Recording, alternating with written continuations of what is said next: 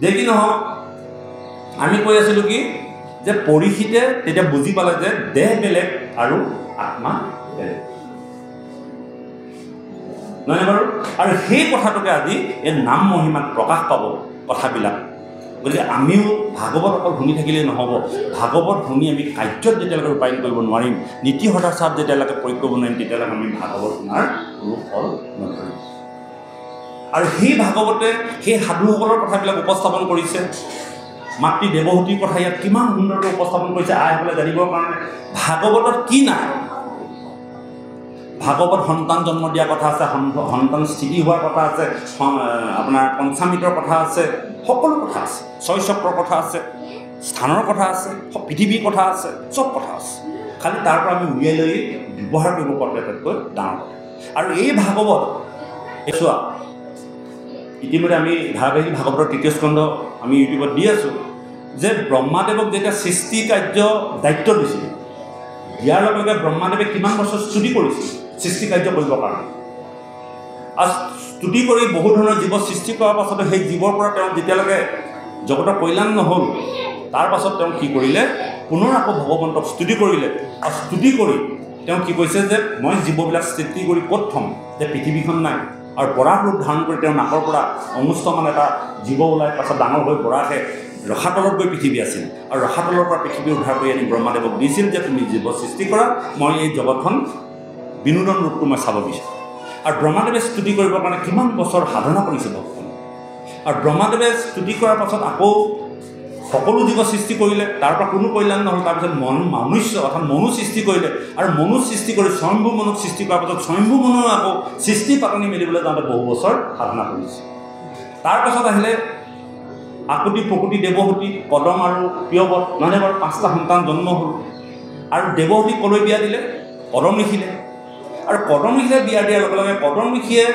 বহু বছৰ ঈশ্বৰ সাধনা কৰিলে ঈশ্বৰ সাধনা কৰাৰ পাছত দেৱহতী আয়ে কৈছে যে তোমালৈ মই আহিলেও এগৰাকী স্ত্ৰী হিচাপে এটা আশা থাকে যে মাতৃ হোৱাৰ সপোন থাকে কদম ঋষিক কৈছে যে তোমাক সেৱা শুশ্ৰূষা কৰোঁতে মোৰ অৱস্থা শেষ হাড়ে চালে ওলোৱা হৈ গ'ল আৰু কদম ঋষিৰ ওচৰত যেতিয়া আইগৰাকীয়ে প্ৰাৰ্থনা কৰিছে যে মোৰ মাতৃ হোৱাৰ এটা হেঁপাহ আছে কাৰণ এগৰাকী স্ত্ৰীয়ে বিবাহ কাৰ্য হোৱাৰ পাছত মাতৃ হোৱাৰ এটা আশা থাকে হেঁপাহ থাকে আৰু কদম ঋষিয়ে সেই হেঁপাহ পলোৱাবৰ কাৰণে তেওঁ সৰুবোৰৰ তললৈ নি বিমানত নি পেলাই তেওঁ খুব সুন্দৰভাৱে স্বাস্থ্য আশীৰ্বাদ কৰিলে তাৰপিছত তেওঁলোকে দুয়োজনে আকৌ স্তুতি কৰিবলৈ ধৰিলে বহু বছৰ ভগৱানক স্তুতি কৰিছে আৰু ভগৱানক স্তুতি কৰি কৰি কৰি 9গৰাকী কন্যা সন্তান জন্ম দিলে যি 9গৰাকী সন্তান আমাৰ জগতৰ অদ্বিতীয় সতী আৰু তাৰপিছত আকৌ স্তুতি কৰিলে যে নহয় 9গৰাকী কন্যা হ'লে নহ'ব মোক এজন পুত্ৰ লাগে আৰু সেই পুত্ৰজন দিবৰ কাৰণে বা পাবৰ কাৰণে তেওঁ স্তুতি কৰিলে আৰু স্তুতি কৰাৰ পাছত ভগৱন্ত সন্তুষ্ট হৈ ক'লে যে মই তোমাৰ স্তুতিত সন্তুষ্ট হৈছোঁ তোমাক কি বৰ লাগে কোৱা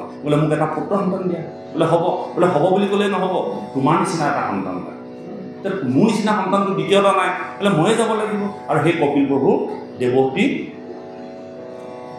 গৰ্ভে আহিলে যদি ভাগৱতে আমাক এই কথাখিনি কৈছে মই আইসকলক কৈছোঁ যে প্ৰত্যেকটো সৃষ্টি কাৰ্য কৰিবৰ কাৰণে যেতিয়া ইমান স্তুতি কৰি কৰি সংসাৰ আগবঢ়াইছে আমাৰ সতী সন্তানবিলাকে বিবাহ কৰাৰ পাছত কোনবিলাক সাধনা কৰিছে সেইকাৰণে আমাৰ জীৱনত এতিয়া আমাৰ এনেকুৱা অনৰ্থ হৈছে আমি এই কথাবিলাক কিন্তু আমাৰ যুৱ সমাজলৈ আগবঢ়াই নিবই লাগিব নহ'লে আমাৰ ভাগৱত অধ্যয়ন কৰাৰ কোনো সাৰ্থকতা নাথাকিব এতিয়া সেইবিলাক কথা কেনেকৈ কম নাহি কাৰণ আমি বিবাহ কৰাৰ পাছত আমি হনিমুন কৰিবলৈ পঠাওঁ কিন্তু বিবাহ কৰাৰ পাছত আমি ভাগৱত অধ্যয়ন কৰিবলৈ নকওঁ একদম পোনপটীয়া বন্ধুৰ গতে কৈছোঁ যে কিমান সময়ত সন্তান আশা কৰিব লাগিব সন্তান আমি মাতিব লাগিব আমি সন্তান কেতিয়া গমেই নাপাওঁ সেইটো নহয় সন্তানৰ কাৰণে আমি আশা কৰিব লাগিব সন্তানৰ কাৰণে আপুনি যেনেকৈ কঠীয়া সিঁচিবৰ কাৰণে মাটি ডৰা হাল বাইছে জেওৰা ভেটিছে বোকা কৰিছে বীজ নিৰ্ণয় কৰিছে তাৰপিছতে ছটিয়াইছে আৰু আমি কি কৰোঁ যে এই কথাখিনি আমাক ভাগৱতে উপদেশ প্ৰদান কৰিছে এই ভাগৱতৰ কথাবিলাক আমাৰ সতী সন্তানলৈ নিবই লাগিব নহ'লে আপুনি মই ভাগৱত শুনি নামঘৰত প্ৰসাদকেইটা খোৱাবলৈ আৰু আনটো একো উপকাৰ নহ'ব আমি যিমান ভাগৱত গাইছোঁ যিমান কৈছোঁ আমি এই কথাখিনি কিন্তু সমাজলৈ বাৰ্তা প্ৰেৰণ কৰিছোঁ গতিকে মই অনুৰোধ কৰিম আপোনাসকলক আমাৰ সমাজ ব্যৱস্থাবিলাকত এই কথাটো আমি এটা আপোনালোকে এবাৰ হয়তো অধিৱেশন পাতিব ইয়াত নহয়নে বাৰু অধিৱেশনৰ আগে আগে আপোনালোকে যুৱসকলৰ দ্বাৰা কিছুমান কাৰ্য পন্থা আপোনালোকে হাতত এনেই অনুষ্ঠান পাতি টকা কিবা তুলি খৰচ কৰি কি লাভ আছে কওক টকাখিনি এনেই গৈ আছে বেপাৰী হ'বলৈ পাইছে মাছ 50 কেজি কিনিলে সেই বেপাৰীজনে পালে নাইবা পেণ্ডেলৰ মানুহে পালে আপোনাৰ মোৰ কি লাভ ঘৰে ঘৰে টকা খোবাত তুলি তুলি নাই অকল ভুল কৰিছোঁ নেকি তো লাভ হ'ব লাগিব নহয় আমি লাভৰ কাৰণে কাম কৰিম ডাঙৰকৈ পেণ্ডেল এটা কৰিলোঁ বিভিন্ন মানুহ আহিলে জলপান খোৱালোঁ দৈ খোৱালোঁ দৈ খায়ে আছোঁ কিন্তু মোৰ ল'ৰা ছোৱালীখিনি কি উপকাৰ এই উপকাৰ কাৰণে লাগিলে আমাক পেণ্ডেল নালাগে আমি নামঘৰলৈ অহাৰ ব্যৱস্থা কেনেকৈ কৰিম যে প্ৰতি ঘৰ মানুহে ব'লা যাব লাগিব আমুক দিনা যদি তোমালোকে নোযোৱা তেতিয়াহ'লে একদম যুঁজিব লাগিব ভাগৱত শুনিবই লাগিব ভাগৱত এনে এখন গ্ৰন্থ সকাম খোৱা গ্ৰন্থ নহয় ভাগৱত এনে এখন গ্ৰন্থ আমাৰ জীৱনৰ গ্ৰন্থ আপোনাৰ জীৱনৰ প্ৰত্যেক প্ৰশ্নৰ উত্তৰ এই ভাগৱতত পাব আৰু সেই প্ৰশ্ন কোনে কৈ আছে উত্তৰ ভগৱন্তৰ পুৰুষে নিজে দি আছে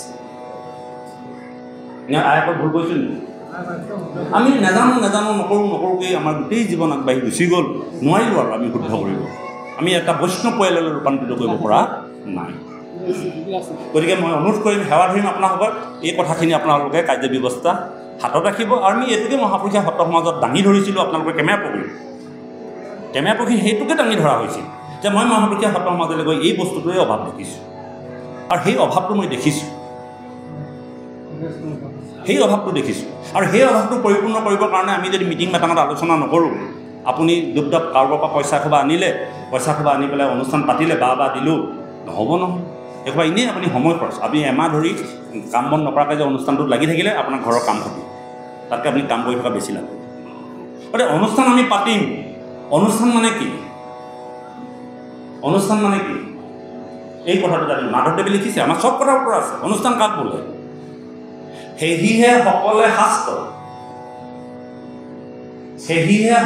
শাস্ত্ৰ পঢ়িলে শুনিলে সেহি অনুষ্ঠান সকলে কৰিলে অনুষ্ঠানৰ সংজ্ঞা দিছে আজি এইটো অনুষ্ঠান এই কথাবিলাক আমাৰ প্ৰত্যেকটো কথা গুৰুসকলে দি থৈ গৈছে নামঘোষাত আছে সেহিহে সকলে শাস্ত্ৰ পঢ়িলে শুনিলে সেহি অনুষ্ঠান সকলে কৰিলে এই শাস্ত্ৰবিলাক পঢ়িলোঁ শুনিলোঁ যেতিয়ালৈকে অনুষ্ঠান নকৰোঁ অনুষ্ঠান মানে কাৰ্য কৰিলোঁ ভাগৱত শুনিলোঁ আজিয়ে শেষ ঘৰত প্ৰয়োগ কৰিছোঁ নাই বোলে এই ভাগৱতক ভজন শক্তি বা ভজন তত্ত্ব দিয়াৰ পাছত ভগৱানক আমি সদায় সন্তুষ্ট কৰিবলৈ বিচাৰি আছোঁ আমাৰ আজি গোটেই অনুষ্ঠানটো আমি ভগৱন্তক সন্তুষ্ট কৰিবৰ কাৰণে কৰিছোঁ নে বাপ তো ভগৱানক সন্তুষ্ট কৰিবৰ কাৰণে ভাগৱতে তিনিটা উপায় দিছে এই তিনিটা উপায় যেতিয়ালৈকে আমি পালন কৰিব নোৱাৰিম তেতিয়ালৈকে ভগৱান সন্তুষ্ট নহয় এক নম্বৰ সৰ্বে ভূতেষু দয়ায়া সৰ্বে ভূতেষু সকলো জীৱৰ প্ৰতি দয়া থাকিব লাগিব ভগৱানক ভাল পাবলৈ হ'লে ভগৱানে আপোনাক ভাল পাবলৈ হ'লে সকলো জীৱৰ ওপৰত আপোনাৰ দয়া ভাৱ থাকিব লাগিব এইটো একদম উদ্ধৱ মহামন্ত্ৰক ভালকৈ কৈছে যে মই সেইসকল লোকক ভাল পাওঁ তুমি কাক ভাল পাওঁ উদ্ধৱে সুধিছে কাক ভাল পাওঁ বোলে মই সেইসকল লোকক ভাল পাওঁ মোৰ সৃষ্টিৰ জীৱবিলাকক যোনে দয়া কৰিছে যে আমি দয়া কৰিছোঁ নাই অকণমান ভাবি চালে যদি দয়া কৰা নাই তেতিয়াহ'লে ভগৱান আপোনাৰ প্ৰতি সন্তুষ্ট হৈ থকা নাই দ্বিতীয়তে কৈছে সন্তোষম আমি সন্তোষিত হ'ব লাগিব আমাৰ সন্তোষ নাই তিনি মহল উলিওৱাৰ পাছতো ৰদকেইডাল উলিয়াই দিছোঁ সন্তুষ্ট নহ'ল মই নোৱাৰিলোঁ লৰাই গ'লোঁ সন্তুষ্টি জীৱন আইসকল সন্তুষ্টি নহওঁ ন আইসকলতো কাপোৰটো যোৱা নহয় মই জানো আমাৰ ঘৰটো পাইছোঁ আইসকলৰ সদায় এটা অভাৱ থাকে ক'ৰবালৈ যাবলৈ হ'লে কাপোৰ নাথাকে অৰ্থাৎ আলমাৰীত কাপোৰ ভৰ্তি হৈ আছে ময়ো এগৰাকী বিবাহিত মোৰ আইগৰাকীৰ জীৱনত কাপোৰ নাথাকে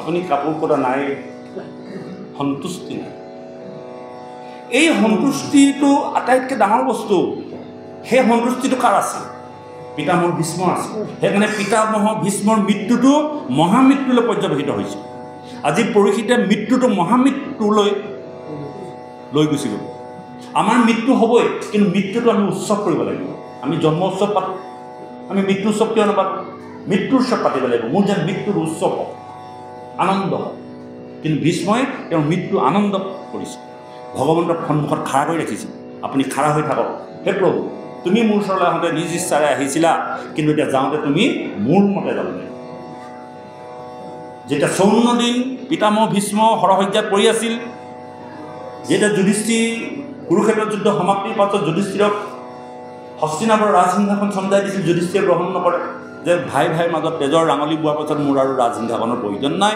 ভগৱন্তই পঞ্চপাণ্ডৱক বুজাব পৰা নাই আৰু ভগৱন্তই লৈ গৈছিল পিতামহ ভীষ্মৰ ওচৰলৈ পিতামহ ভীষ্ম মহাভাগৱত বুলি কোৱা হয় মহাভাগৱত বুলি কোৱা হয়। আৰু লৈ গৈছিল বুজাবৰ কাৰণে। আৰু লৈ যাওঁতে যুধিষ্ঠিৰে দেখিছিল যে 54 দিনৰ আগত ভীষ্মৰ যিখন মুখ, উজ্জ্বল মুখ, আজি 54 দিন সৰহসজ্জাত পৰি থকাৰ পাছতো একেখন মুখ। তেতিয়া ভীষ্মক সুধিছিল, হে পিতামহ, তুমি এতিয়াও সিংহৰ দৰে ইমান শক্তিশালী, 54 দিন তুমি সৰহসজ্জাৰ ওপৰত পৰি আছা। এই যে ভীষ্মৰ সৰহসজ্জাবিলাক আপোনালোকেও পাই আছে। এই যে সন্তানে এপাক মাৰে, সমাজে এপাক মাৰে, আইগৰাকীয়ে এপাক মাৰে, বাপে যে এপাক মাৰে, এই যে অকথ্যবিলাক, এইবিলাক আমাৰ কাৰণে এপাক এপাক সৰ। আৰু এনেকুৱা সৰহসজ্জাত হৈ হৈ হৈ হৈ অন্তিম সময়লৈকে আমি সৰহসজ্জাত উঠি থাকিম। কিন্তু যিজন ভকত মহাভাগৱত সমস্তখিনি গিলানি পোৱাৰ পাছত তেওঁৰ মুখৰ উজ্জ্বলতা কমি যায়, তেওঁ ভাগৱত জানে। ভাগৱত জানিলে আপোনাৰ কাম সেইটো হ'ব যে সংসাৰৰ গিলানিবিলাক এইবিলাক একাষৰীয়াকৈ থৈ সংসাৰৰ মাজতে থাকি তেওঁ কি কৰিছে, ভাগৱতৰ মাধ্যমেদি নিজক বুজি পায় যে জীৱন কি বস্তু। আৰু পিতামহ ভীষ্মই জীৱন কি বস্তু বুজি পাইছিলে কাৰণে তেওঁ 54 দিন সৰহসজ্জাৰ পাছতো তেওঁৰ মুখখন উজ্জ্বল হৈ আছিল। তেতিয়া যুধিষ্ঠিৰে দেখিছিলে, হাই ভগৱান, এইজন মহা শক্তিশালী এতিয়াও হৈ আছে। সেইখন মুখ, যুদ্ধৰ আগত যিখন মুখ, আজিও সেইখন মুখ উত্তেজিত হৈ আছে। সেই পিতামহ কওকচোন কি শক্তি? তেতিয়া পিতামহ ভীষ্মই কি কৈছিলে যে, হে যুধিষ্ঠিৰ, মই আহাৰ গ্ৰহণ কৰিছিলোঁ শৰীৰৰ পুষ্টিৰ কাৰণে, কিন্তু মই জিভাৰ তৃপ্তিৰ কাৰণে আহাৰ খোৱা নাছিলোঁ। আজি আমাৰ জিভাখনহে গণ্ডগোল। বা জ্বলা ভাজি অকণ নহ'লে ভাতকেইটা নাযায়, পিটিকা অকণ হ'লে ভাতকেইটা নাযায়। জিভাখন ক্ৰমান্বয়ে আগবাঢ়ি বাঢ়ি গৈ থাকে। আৰু জিভাখনৰ কাৰণে জ্বলা ভাজিকণ খাই দুদিনলৈকে পেটৰ বিষ, গেষ্টিক। এই জিভাখনৰ কাৰণে আমি মৰি গৈছোঁ। সন্তুষ্টি নাই আমাৰ। সন্তুষ্টম পৰম শান্তি। ঈশ্বৰে সেইজন লোকক ভাল পায় যিজনে সন্তুষ্ট হৈ আছে। পাইছেও পাইছে, নাপাইছেও নাপাইছে। কোনোবাই গাড়ী লৈছে, মই চাইকেলে যাম, হ'ব। এই সন্তুষ্টিৰ যিটো মনোভাৱ। তৃতীয়তে ইন্দ্ৰিয় দমন।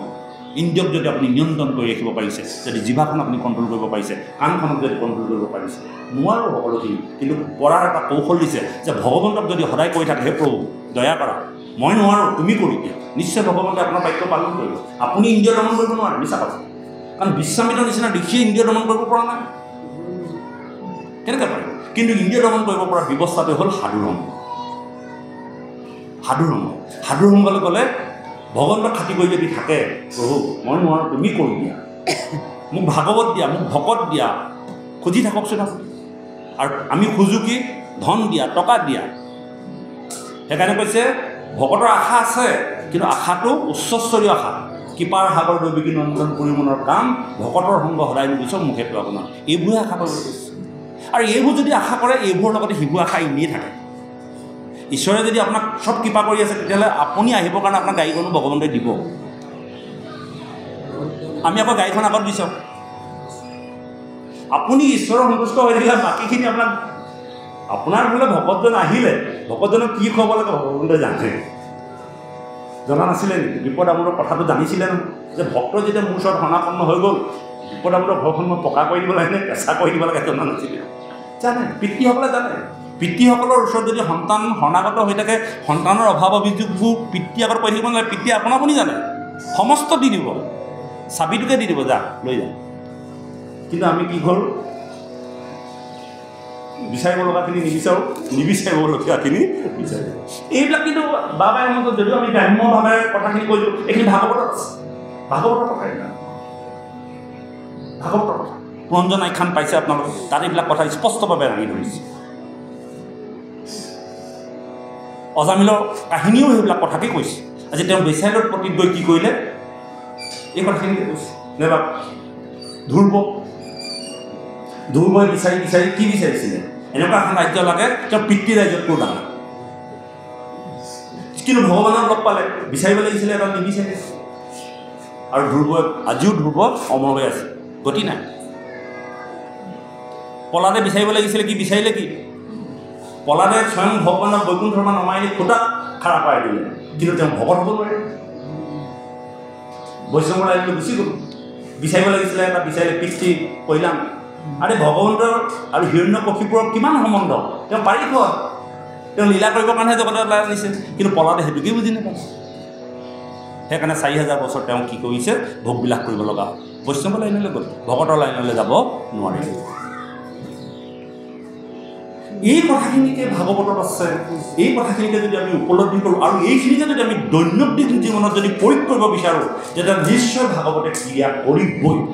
চিঅ' আমি নকৰোঁ, ইয়াতে এৰি গুচি যাওঁ। আজি আমি কি পালোঁ, এই কথাখিনি কিন্তু আমি নিব লাগিব। কি কৰিম আজি আজি ভাগৱতত আমি কি পালোঁ, এই কথাখিনি কিন্তু আমি নিব লাগিব। আৰু সেই কথাখিনি ভীষ্ম মুখ্য চব আৰু কুন্তি স্তৱক, কুন্তিয়ে কি বিচাৰিছিল?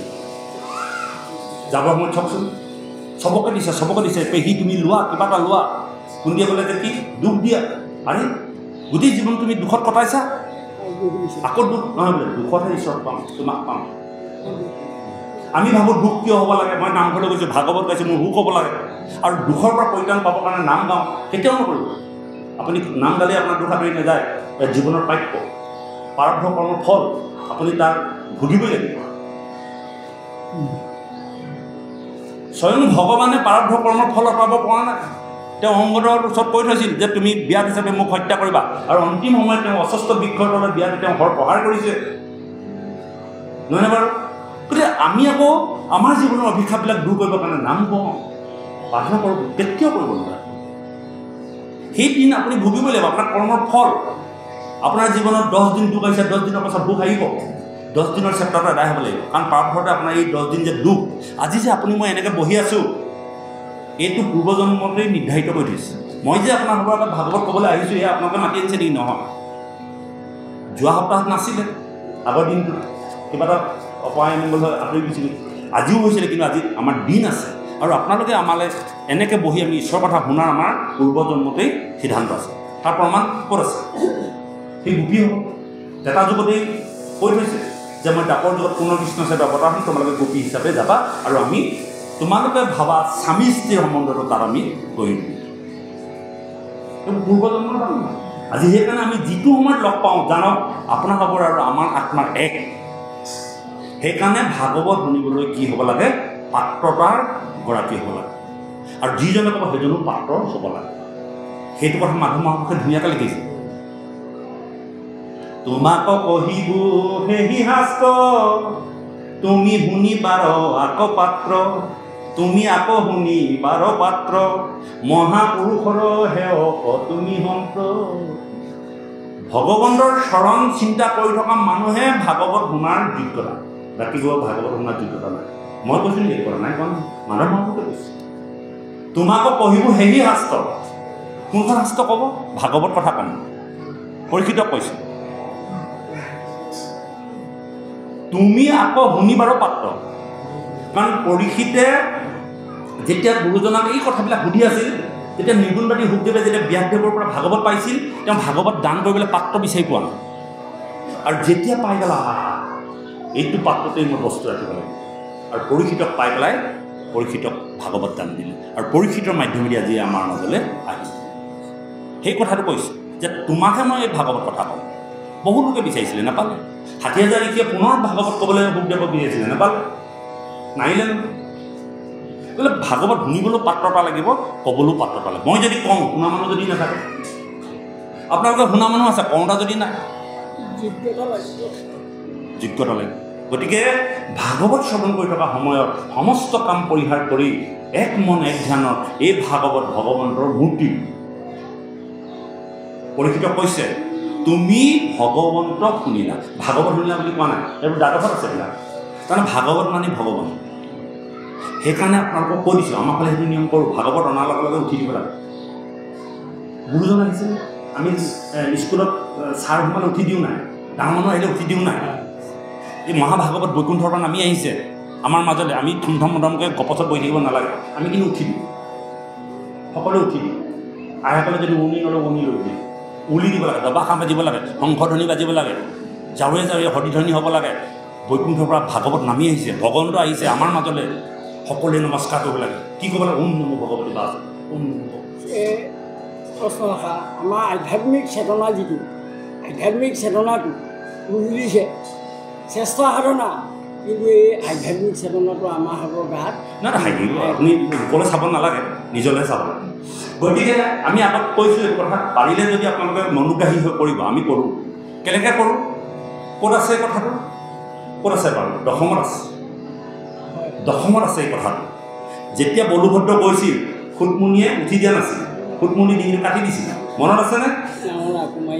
কাৰণ তুমি যিখন ভাগৱত কৈ আছা সেই ভাগৱতখনেই মই স্বয়ং ভাগৱত আহিলোঁ আৰু তুমি উঠি দিয়া নাই, এইবিলাক ভাগৱতত আছে বাবাই। আমি তন্নত বস্তুবোৰ উলিয়াইছোঁ কাৰণে আৰু উঠি নিদিয়াৰ কাৰণে বসুদেৱে বলুভদ্ৰই হেৰিয়ক কাটি দিলে, খুটমুনিক কাটি দিলে, আকৌ পুনৰ জীয়াই দিলে। কিন্তু ব্ৰহ্ম হত্যা কৰাৰ কাৰণে বলুভদ্ৰই বহু বছৰ চিকিৎসা গ্ৰহণ কৰিব লগা নে বাপ আছেনে? দশমত আছে। গতিকে পাৰিলে আপোনালোকক যে এই কথাটো কৈছোঁ আমি মনে ভাবি কোৱা নাই। ভাগৱত যেতিয়া আহে সকলোৱে উঠি দিব, আসনখনৰ ওপৰত নহয় আগতে আসনখনৰ পৰা নামি ভাগৱত দিব, লাহেকৈ বহিব আৰু ভাগৱত গাবলৈ অহা মানুহজনে ভাগৱতক প্ৰণাম কৰি আসন ল'ব। মই বহি থাকিম ভাগৱত আনি দিবহি এনেকুৱা নহয়, মই ডাঙৰ ভাগৱত দিওঁ। ভাগৱতৰ সৈতে একাকাৰ হৈ আছোঁ, মানে ভাগৱত আৰু মই এটা বস্তু হৈ আছোঁ। এতিয়া আপোনালোকে মোক বেলেগ এটা ৰূপত চাব নোৱাৰিব। মোক ব্যাস বা নিগুণবাদী সুখদেৱৰ প্ৰতি আপোনালোকৰ কৰ্তব্য, আৰু মই নিগুণবাদী সুখদেৱ বা ব্যাসদেৱ হৈছোঁ নে সেইটো মই নিজে সাধনা কৰিব লাগিব। তেওঁলোকক সাধনা কৰি মই আসন ল'ব লাগিব। এই কথাখিনি আমি উপলব্ধি কৰিব লাগিব, শিকিবলগীয়া কথা। এই ভক্তিৰ মাজেদি যদি আমি আগবাঢ়ি গৈ থাকোঁ নিশ্চয় ভগৱন্তই আমাক কৃপা কৰিবই, কৰি আছে। কিন্তু আমি তৰিকাবিলাক নাজানো, নহয়নে বাৰু? চাৰি পুৰুষাৰ্থৰ সাধনৰ নিয়মবিলাক নাজানো, কাৰণ চাৰি পুৰুষাৰ্থ আমি সাধন কৰিব লাগিব। বহুতখিনি কথা কৈছোঁ, তাৰ ফল আমি আপোনাৰ নামৰ মহিমা যাওঁ। কেইটা বাজিলে বাৰু? আঢ়ৈটা। কেইটালৈকে যাব লাগিব? হে আৰু আধা ঘণ্টা? আধা ঘণ্টা হ'ব। নামৰ মহিমা গাওঁচোন অকণমান। কৃষ্ণ নামৰ মহিমা কৃষ্ণ এই কথাখিনি সাৰুব তেতিয়ালৈকে অষ্টাদশ অধ্যায় পদ নামৰ মহিমা। হে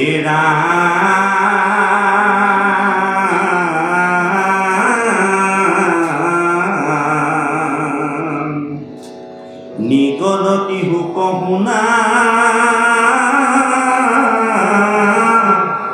কৃষ্ণৰ চৰিত নামৰ মহিমাৰ মহাবিপৰীত। হে ৰাম ধন্য ৰাজা কৃষ্ণৰ কথা তুমি লৈ চাদ, যমৰ দূতৰ আৰু শুনি সংবাদ,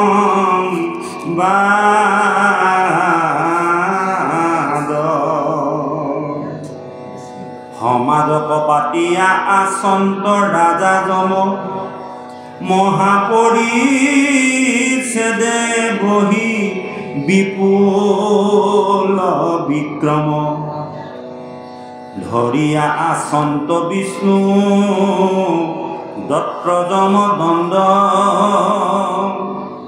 সমস্ত প্ৰেতৰ ভূত প্ৰভাৱ প্ৰচণ্ড। হে ৰাম চামৰে দুই পাখে ধুলে হিৰে ক্ষেত্ৰ ছত্ৰ, লিখে চিত্ৰ বুকুতে হাতত পঞ্জী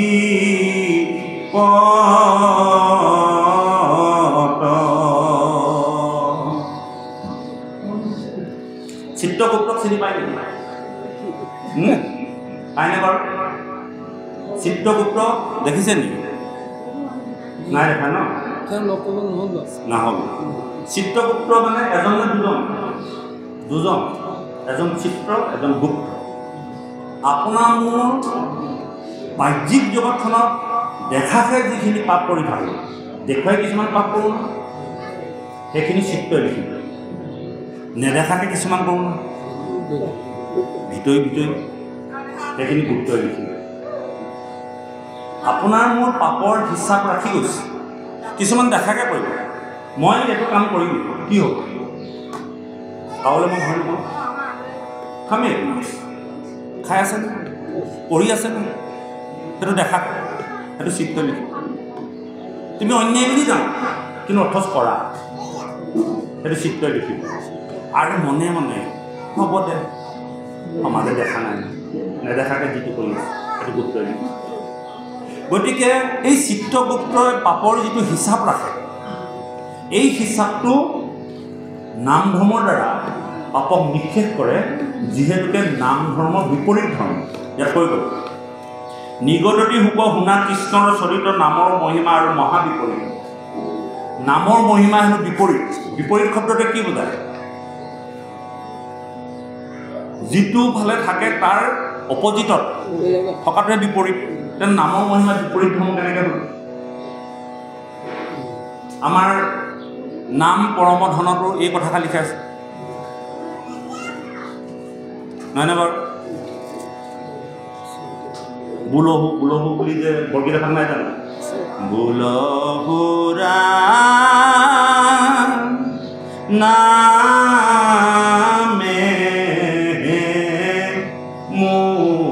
মুকুতিনি দানা ভৱ বৈতৰণী তৰণী সুখ হৰণী নাম ধৰম বিপৰীত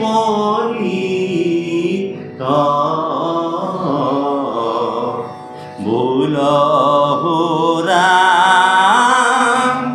নামে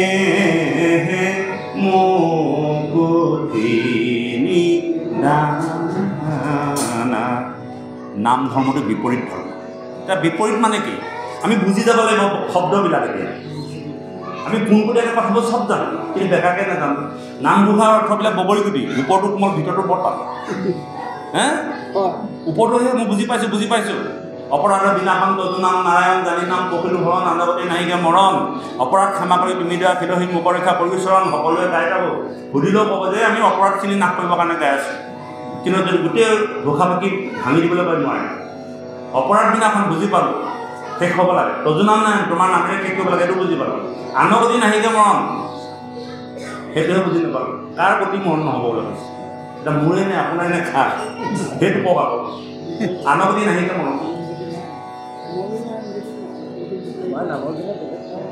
সেইটোৱে অপৰাধ দিনাখন তদু নাম নাৰায়ণ জানি নামে পখিলো হৰণ সেইবিলাকে ঠিকে আছে জানি পেলাই মই হৰণ ল'লোঁ কিন্তু আনগতি নাহিকে মৰণ আনগতি মানে কাৰ প্ৰতিটো মৰণ হ'ব নালাগে মোৰ নে কাৰ ক'লে মোৰ আইগৰাকীৰ কথা ক'লে নে ল'ৰা ছোৱালীৰ কথা ক'লে নে সমাজৰ কথা ক'লে নে কাৰ কথা ক'লে আনগতি নাহিকে মৰণ সেইটোহে এতিয়া বুজাটো গণ্ডগোল লাগিব টান বস্তু সদায় গাই থাকোঁ কিন্তু মৰণৰ সময়ত আন গতি নাই আনগতি নাহিকে মৰণ নাই একদম স্পষ্টকৈ কৈছে আনৰ গতি মৰণ হ'ব নোৱাৰিব গতিকে এই ঘোষা পাতি মহা তাৎপৰ্যপূৰ্ণ আমি কেতিয়াবা মেডিকেলৰ লাইন পাতোনে বাৰু আপুনিও ৰোগী ময়ো ৰোগী কিন্তু মই কেতিয়াবা বেকাকৈ গৈ পেলাই টিকেট এটা ল'বলৈ যাওঁ নাই কিন্তু আপুনি ভাবেনে আপোনাৰ আগত খাৰাপ হৈ থকাকেইটাতো আপোনাৰ নিচিনাকৈ যন্ত্ৰণা মই কিন্তু মই ভাবোঁ যে তেওঁলোকে যি হওক মোৰতো আগত মই বাচি যাওঁ মানুহ এনেকুৱা ভাৱনা এটা আছে নাই আমি বেকা ফালে যে গৈ পেলাই যে যিকোনো প্ৰকাৰে মোক কামটো কৰি দিয়ক ছাৰ মোৰতো আগত চাই দিয়ক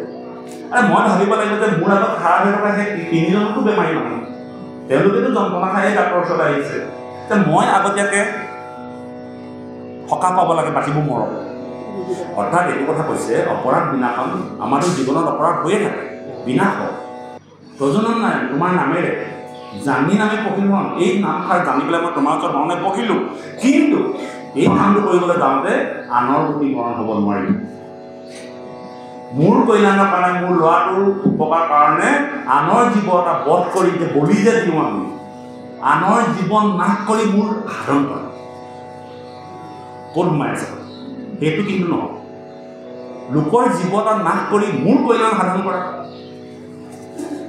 অহাবাকে দুৰ্গা পূজাত পাঠা এটা দিম আৰু মোৰ মাকো মাধৱদেৱে লিখিছে সেইটো নহয় আনৰ মৰণ নোহোৱাকৈ যদি মোক কিবা এটা উপকাৰ কৰিব পাৰা কিন্তু আনক মাৰি পেলাই নালাগে আনক আঁতৰলৈ ঠেলি মোক তুমি উদ্ধাৰ কৰিব নালাগে মাধৱদেৱৰ কিমান দাস্য ভক্তি মোক সকলো উপকাৰ কৰাৰ পাছত যদি তোমাৰ সময় হৈ কৰা সেইকাৰণে আমি ভকত আহিলে মেইন ভকতবোৰ আগলৈ বহাওঁ আৰু বহিবলৈ নিদিলেও আমি খেওঁ পাতোঁ কিন্তু মই যে আগতে বহিব লাগে কি বেলেগ আগত বহিব নালাগে আমাৰ হ'লে নাই আমি এইবোৰ ভাল যোন আগত আহিব তেওঁ আগত বহিব যোন পাছত আহিব তাত যিমান ডাঙৰ সৰু আমাৰ লগত প্ৰসাদ দিলেও একদম এফালৰ পৰা দিব কেতিয়াবা সেইফালৰ পৰা দিব কেতিয়াবা সেইফালৰ পৰা দিব যে আমাৰ এই বাপৰ পৰাই যে প্ৰথম দিব লাগে বুলি কি মানে এই নামঘৰত সোমোৱা প্ৰত্যেকজন ভকত সমান সেইবোৰ আমি উঠাই দিওঁ আমাৰ সমাজৰ লগত ভালে পাব